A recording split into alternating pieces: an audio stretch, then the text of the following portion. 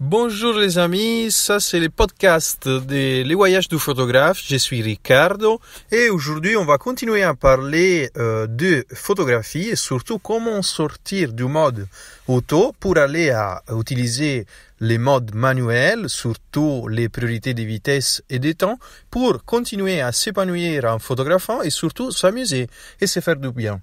Alors, on a parlé de la priorité vitesse, c'est la première façon de travailler, de faire des photos pour sortir du manuel. Aujourd'hui, on parle de la priorité d'ouverture. La priorité d'ouverture, c'est un mode de l'appareil photo qui permet de fixer l'ouverture et de continuer à travailler en utilisant toutes les choses automatiques comme le temps d'exposition et l'ISO. Dans ces cas-là, en fait, si on parle des triangles de l'exposition, on va voir que si on fixe l'ouverture, pour avoir une correcte exposition, on doit avoir des temps d'ouverture de la photocam. Pardon, j'ai perdu les mots. On doit fixer les temps d'ouverture pendant qu'on fait la photo et on doit aussi régler les ISO. Alors avec une priorité d'ouverture, on va régler la profondité du champ. On peut s'imaginer la profondité du champ comme les photos, quand on fait les photos, on a toujours cette sensation, surtout sur les portraits, la sensation d'avoir les visages de la personne quand on fait la photo très net et les fonds bien flous. Ça, c'est une chose que les photographes, surtout les débutants, ils aiment beaucoup faire. On doit savoir qu'en fait, pour avoir ça, on doit travailler sur les réglages de l'ouverture.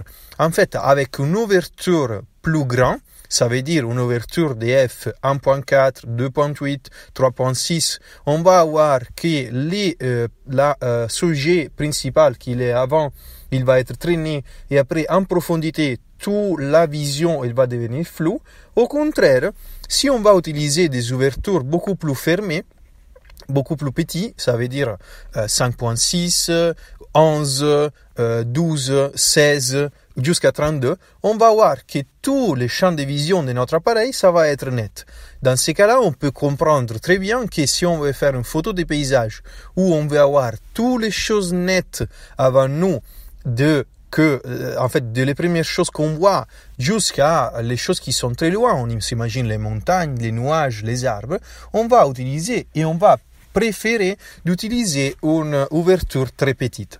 Au contraire, si on veut faire une chose où on a les premiers sujets bien nets et les fonds, on va utiliser des ouvertures plus grandes.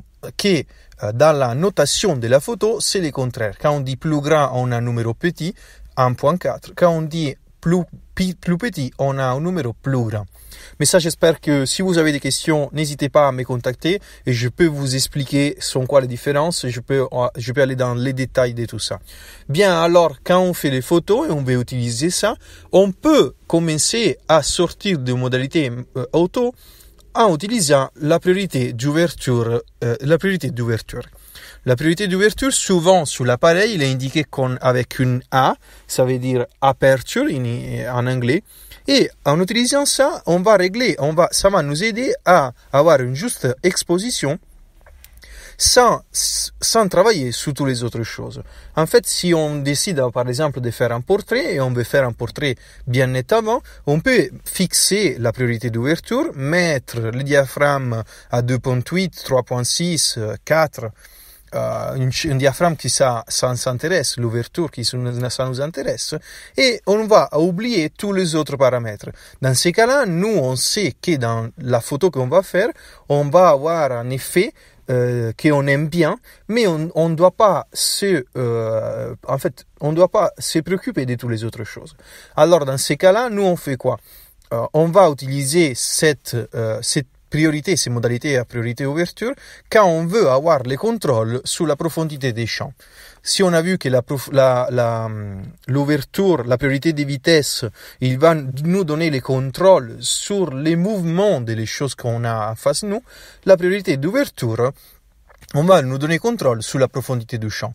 Par contre, on va faire attention que si on fait ça et on est en une situation de baisse lumière, ça peut créer de l'effet flou parce que la l'appareil, il va gérer les temps d'exposition automatiquement. Ça veut dire qu'on peut risquer d'aller au-delà de la règle du 16. La règle du 16, on va parler sur les prochains épisodes. Et en fait, au-delà de ça, on va avoir du mouvement flou parce que l'appareil, en fait, le temps d'ouverture du diaphragme, il est plus long du mouvement de notre appareil et ça veut dire qu'on peut risquer d'avoir un effet flou. Ça, c'est les dangers d'utiliser cette modalité. Il faut être bien sûr d'évaluer toujours si les temps qui sont associés automatiquement à l'ouverture, ils sont corrects pour la lampe qu'on utilise et la quantité de lumière, mais en général, on va réussir à faire de belles photos. Ça veut dire qu'en fait, si on part de l'auto, on passe de un mouvement flou, si on part de la modalité auto, on peut utiliser la modalité à priorité vitesse et la priorité ouverture. Dans ces cas-là, on a des petites astuces pour s'éloigner de la modalité auto et continuer à travailler sur les manuels. Une fois qu'on a compris ça, mon conseil c'est d'utiliser cette modalité et de bien noter les temps et l'ISO qui sont mis automatiquement quand on va faire des photos. Comme ça, on peut être prêt et on peut commencer à comprendre comment ça marche les différentes priorités et surtout aller à passer sur la modalité manuelle quand on se sent en confiance et on peut travailler. Bien, c'était un peu compliqué à expliquer, surtout pour la langue. Je veux progresser à petit aussi avec les Français pour parler de photos. J'espère que c'est utile. Vous pouvez me chercher sur Telegram en cherchant Riccardo Predica ou Impara la Fotografia, c'est mon projet italien. Et je suis toujours dispo sur Instagram, Facebook, où vous voulez, pour parler de photos. Ça m'intéresse. Surtout, j'aimerais bien continuer à travailler avec la langue française et trouver des copains photographes qui travaillent avec moi en français.